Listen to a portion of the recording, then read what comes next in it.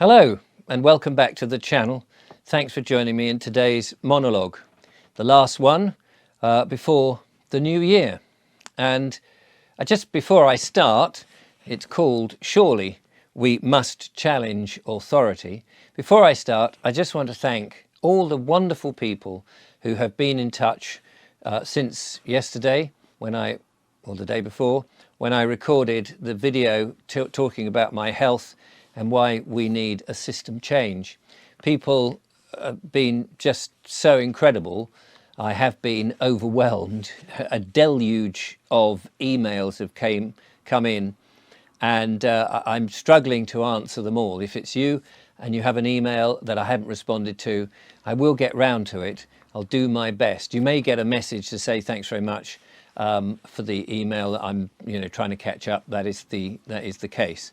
And also I want to say a big thank you to all the ideas, suggestions, remedies, health solutions and things that people have been suggesting. It is a bit overwhelming because there seems to be so many out there, and I really appreciate the thoughts. Also, just want to say thanks to everybody who has been supporting the channel and myself and the lovely Julia, by buying Biggleswick, The Town That Wouldn't Comply, the book that I released a little before Christmas. And those people who've got back and said the books have arrived safely, those people who've said they've read it and they enjoyed it, they got value out of it, I'm absolutely thrilled. So thank you so much for that. Right, now to get on to today's subject. And today, unusually, I have made notes really that I'm going to kind of use as a bit of a script, because I want to get this as succinct as I can, as it's the last video of the year.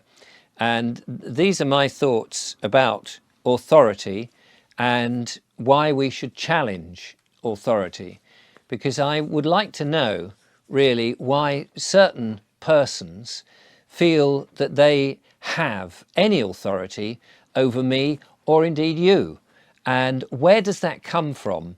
And what is the lies that they have perpetrated and convinced us of to make us believe that they have any authority over us whatsoever? So let's get into it. So I shall be reading from these notes. So surely we must and should challenge authority. Those, of course, who are awake or aware of what's going on in the world will know that we are being targeted in all sorts of manners, such as health-wise. I may be being targeted from the stuff they spray in the sky, the stuff they put in the water, the EMFs that are constantly in our area, the 5G towers and all of that. We know we're being targeted financially. Everything is a tight squeeze at the moment. We're being targeted spiritually. We're being given various different versions of what we are, who we are, where we come from, why we should go perhaps through a church, or why we trust religious books and these sort of things. And of course, we are being targeted emotionally by the results of these things. If you get a big debt and you start to worry, you're being targeted not only financially, but you're being targeted emotionally. Your response to that puts you in a low vibrational state. Authority, or the so-called authority, in my mind, and maybe yours, is out of control, totally. Self-appointed leaders are pushing and implementing an agenda that is designed to make us suffer. Nothing is really for our benefit, although it's often disguised that way, or at least it has been in the past. But I would say that it is they're not even bothering to disguise it in any way now at all. Much of the policies are being pushed upon us are not disguised. It's as if the mafia were in control, not a publicly appointed authority that has our best interests. And yet, people, all sorts of people, whether they're awake or not, on the whole, rarely question this authority. And then if they do, and they moan about the government and say, well, they shouldn't be doing this and they shouldn't be doing that, in the end, they basically shrug their shoulders and say, but what can we do about it? We feel incapable. I want to focus on the supposed authority that certain persons and corporations and local authorities claim to have over us. Where does this authority come from? It is, of course, mostly a belief, a make-believe that's been brainwashed into us and that we've accepted it over centuries. Take, for example, a contentious issue like the council tax, and I've spoken about that in my videos many times. We're told, of course, that we must pay the tax simply for taking shelter from the elements in a building that we've perhaps bought, or we're renting, or we're still paying for. But either way, whatever that is, while we're in there, living in a town, we have to pay a tax for that privilege. They pretend, of course, that we are a customer, and they write their letters to you, "Dear customer." But as I understand being a customer, I'm not a customer unless I ask for a service. If I become a customer of a supermarket, it's because I've gone there and I'm now in there looking for something and I am their customer. I've never put myself in the position of being a customer in terms of the council. And so I'm not a customer. Instead of the council now offering a service or even a range of services like bin collection, contribution to keep up the roads, the parks, the shopping malls, places for the elderly and so on, or even given a tariff which we could pick and choose from, which services we like. Yes, I'll have the bins and I might have that light outside my house and I'll pay a little bit towards the police making sure that nobody burgles it or the fire brigade to come along and put out the fire should it start. That's all very nicely, but they don't offer that. We are in fact told there's only this one service and we are categorically told that we must pay for it or we'll be summoned to a fake court and then made to pay.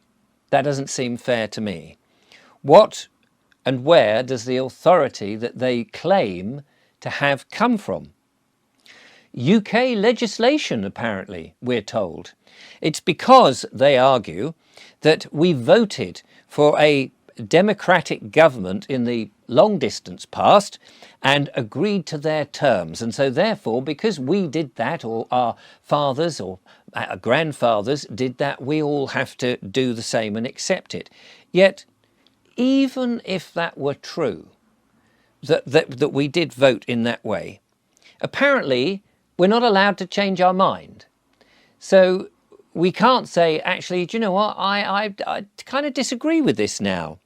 We can't change our mind. We can't decide or conclude that the services are no longer fit for purpose, that they appear fraudulent, that there's something corrupt about them. We can't challenge that, or even that they're just unaffordable for us at the moment. No, we are bounded by an agreement that you or I may or may not have made, and there is no escape. Well, to me, that sounds very much like slavery. Does that sound like slavery to you? Of course, whether they consider it slavery or not, where do they get any authority over you or I if we then say, no, thank you. I don't want it. Don't want that service. Thanks very much. Stop it altogether. I'll take the responsibility for myself. I'll sort out my bins. I'll take a torch at night. I'll contribute to elderly care homes if I feel that that's the right thing to do, or I'll help pay towards the park, or even offer my manual services to plant and mow the lawn there and those sort of things. But no, we're not we're allowed to do that. We've been led up a blind alley in a make-believe world. So to go further into this, we must ask a couple of important questions. And they may seem quite flippant, but I'll take you through them. The questions are, who are we, really? And where are we, really? Now, regardless of whether you believe that we're a flesh and blood man or woman, a spirit or soul that inhabits a meat suit for a temporary time, you are not a label. You're not a little piece of paper with words on it that might be attached to you. A label, i.e. a name. A name is a label. For a name is not a tangible thing, like a chair or a table. It is simply a word when it's written down, or it's a sound, an audible noise when spoken. A label is something that is attached to something else. It's not the thing itself. A name is a label. It's not the man or woman or the soul or the spirit or the consciousness that peers out of some body into a world. A name, just like a label, of course, can be changed. I mean, think of nicknames. I am called lots of different things. Oi, you, Baldy, Vobesy, Dickie, all sorts of different names. Sometimes, as I alluded there, they might be insult names. They might be formal sounding names with a title attached that was never given to me. Mr. Richard Vobe sounds all very grand, doesn't it? But who can say for sure that that is real or not? Like a nom de plume, a pen name, all of that. People have names when they sign up to different accounts to keep their anonymity, don't they? Surely that cannot be us. Let me just make sure I'm not losing my notes here.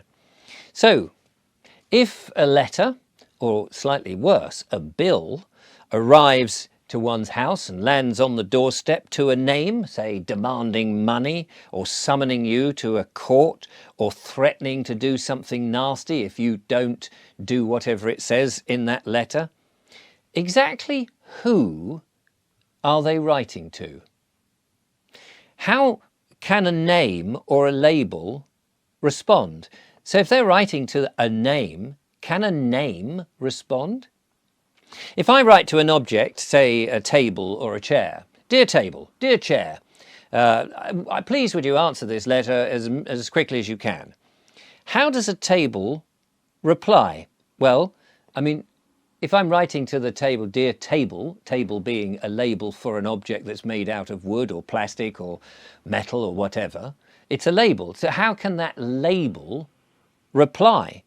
Well, I would say it can't. I mean, a label is a concept. It's a thing in the mind. It's not real or tangible, so therefore it cannot reply. A label doesn't have arms and legs, cannot hold a pen, cannot write on a piece of paper, cannot go to the post office, cannot lick a stamp and shove it on the envelope, cannot reply. A label, a name, cannot do none of those things.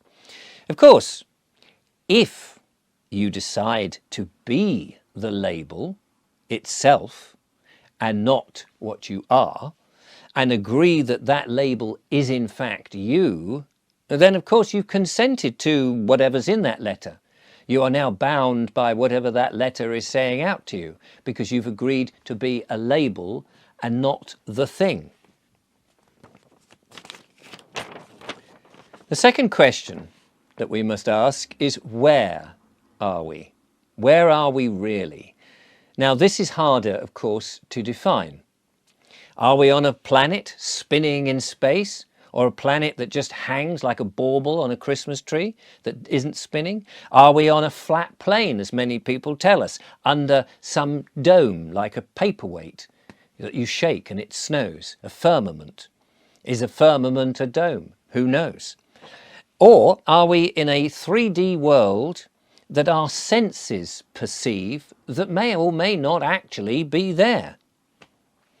But can we prove any of those conclusively? I would argue we can't actually prove that we are where we think we are, or where other people think we are.